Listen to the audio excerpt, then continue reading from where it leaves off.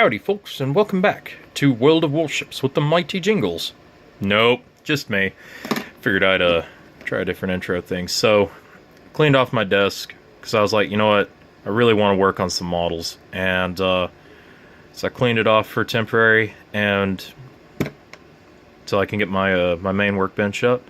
And what we're doing tonight is getting ready to prime a shit ton of French. What we have here, we have the mobile airfield support group. You've got the Marsal, and for these little I forget what they're called. I'm not too up on my Dystopian Wars land units, but I know that's a Marsal, and these are Bastilles or something like that. The mobile airfield box has 4 of these little tanks. They literally have catapults with airplanes on them. They escort the bigger tanks. And I mean, they launch fighters. What more can you ask for? We've got the original 1.1 starter box, and we've got the 2.0 starter box. So 1.1, we got a bunch of these little Renault medium tanks, and one Bastille, I think they renamed it, and a bunch of these smaller tanks over here, and more tiny flyer tokens, and we'll get to those in a second.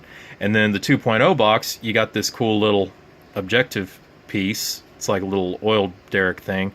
Infantry tokens, more tiny flyer tokens, more of those small tanks, more artillery, more of these, some sort of light tank, 3 heavy tanks that have friggin' heat lance sets, another friggin' Bastille.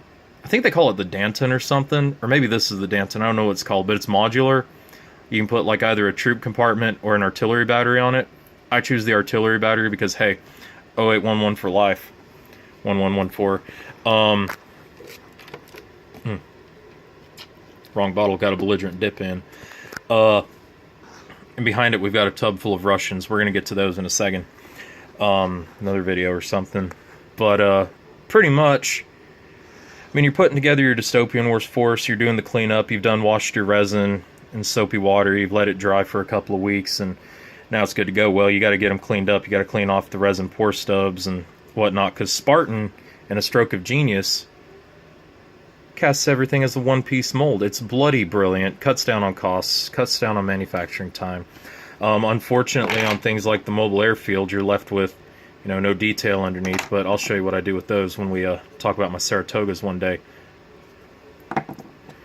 Go away. I ain't on duty right now. But you're left with really big, ugly blank spaces, but we're gonna do something special with our big, ugly blank spaces.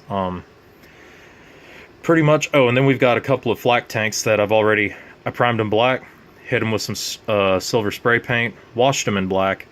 And I'm not really sure where I'm going to go with my French ground forces paint scheme, but I may do something like their early World War II camo that they used in France and in North Africa, but I don't know, maybe have like metal showing through where it's supposed to be gray or something. This is what I want to talk about tonight. When you get into Dystopian Wars, you're going to have so many tiny flyer tokens. And back in the day, when they sold everything in blister packs, you could get a blister pack of 30 tiny flyer tokens.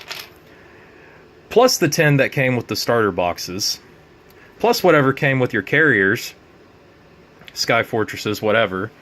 And, man, it's ridiculous. And this is honestly the worst part of preparing for a game of Dystopian Wars, or preparing your Dystopian Wars pieces to paint, because they're tiny, you gotta file around the edges, and then when you're painting them, I mean, I can't even get the camera to focus, they're so tiny. There we go. Yeah, they're just ridiculously small, and of course, you know, you've also got them on the tanks and on the airfield as well. But hey, that's all part of the fun of it. At least the airfield's got some fun stuff to paint, some sort of French flower thing. I call it the French flower. I know it's like a fleur de lis or something. Boy Scouts of America uses it. The military uses it. I call it the French flower because it's French, and only the French would put flowers on their uniforms. And then, of course, you know, we've just got random little bits and pieces. But yeah, worst part of preparing for a game of Dystopian Wars right here. Painting these tiny flyer tokens. And that's not counting the tiny flyers that came with the bombardment group, the naval box, and the fact that back in the day I derped out and bought a friggin' pack of 30 of them. Plus all the fighters I have for my Federated States. Plus the fighters for the Russians, the Raj, the Britannians. Pretty much, I try and do the fighters first, get them painted first, and get them out of the way, because otherwise I'm going to be left with a really nicely painted force, and I don't want to paint no more, but I got to do those fighters. At least I only have a few of these. I only have like, what, 20 bases of these to paint, as opposed to 50 million fighter bases, so... But that's what we're working on tonight, getting it put together, and hopefully we can get these cleaned up, mounted on a base, go out there and get them primed with black, and then we can get started on the Russians. And pretty much with my Russians, what I'm planning on doing with them is to paint the capital ships, the battleships, carriers, when I get carriers, dreadnought stuff. I'm going to paint them just like this beautiful white, and then everything else I'm going to paint it like a super dark gray, almost a black dark gray, and